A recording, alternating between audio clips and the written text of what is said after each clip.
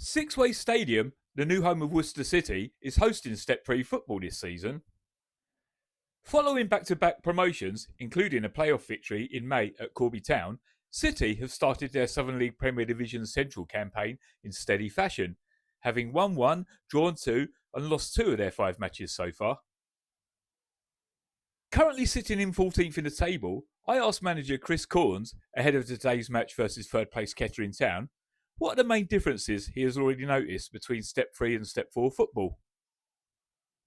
Yeah, the biggest difference is teams are a little bit more structured in how they set up, bigger fan bases, better players. But yeah, the biggest for me is the structure in what they work on, and it's just reactions off the ball. They're very proactive at this level. In Step 4, you can get away with carrying a couple of players, but here you can't. If you're carrying one, they'll pick you off and you'll lose games. So it is a big step up, and I think it's one we've took in our stride. The Poppies of Kettering Town have put behind them the heartache of last season's playoff final defeat by AFC Telford United by starting the season 25-26 in fine form, winning 4 of their first 5 matches. New manager Simon Holyhead has brought in several new signings, one being centre-half Will Glennon.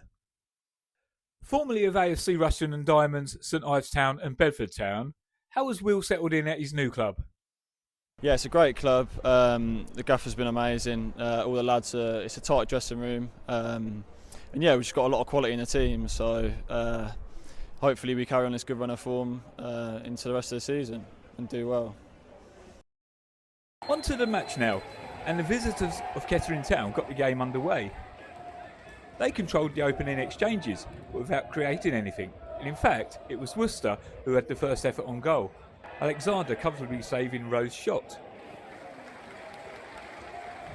After that 10th minute effort, not much else was happening in a match devoid of any real excitement.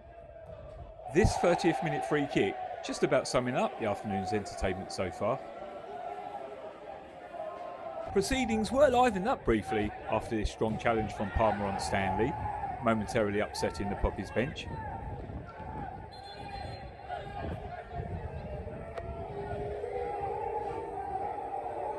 As the half wore on, try as the teams might, neither team could keep hold of the ball long enough.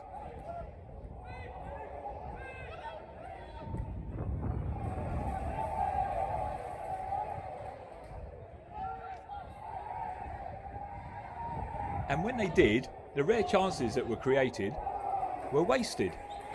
What we wasn't to know though was the game was about to burst into excitement after Alexander denied Lockett. With 45 minutes showing on the clock, from the resultant corner, Hamilton muscled in at the far post to give Worcester City the lead.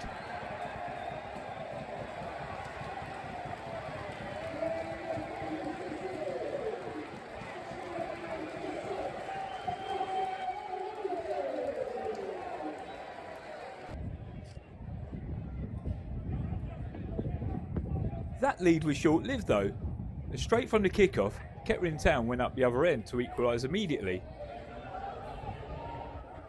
Ranger heading in from close range.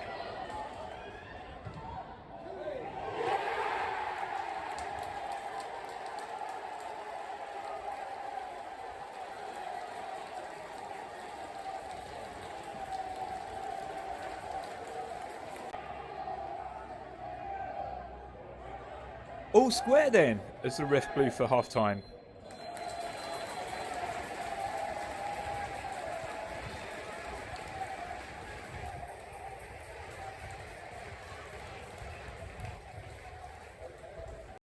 Into the second half then, and this was to follow a similar pattern to the first.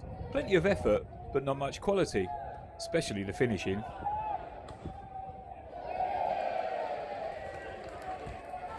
Worcester City were becoming the better side, but this Belmont effort was comfortably saved. At the other end, this Stanley shot from distance was Kettering Town's first effort on target this half.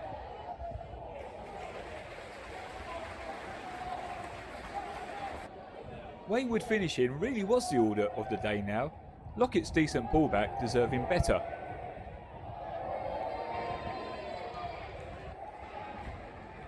With 10 minutes left and the home side still looking more likely to score, the Poppies suddenly became more lively than they had been in the previous 80 minutes. Stanley calling home debutant keeper Price into action. Soon after, Apong curled this effort wide.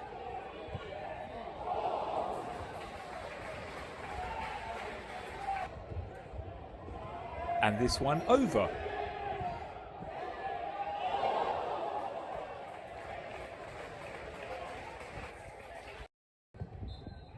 That proves to be the last meaningful action from a match that won't live long in the memory banks.